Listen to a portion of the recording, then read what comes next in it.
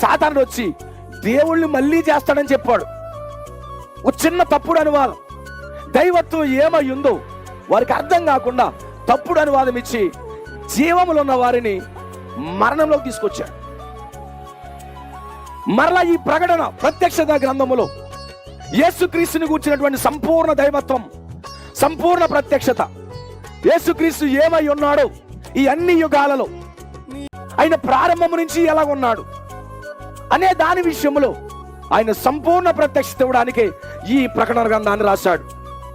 అయితే ఈ గ్రంథము వచ్చినటువంటి అనేక తప్పుడు అనువాదాల ద్వారా ఈ గ్రంథం మీద కూడా దాడి చేస్తున్నాడు.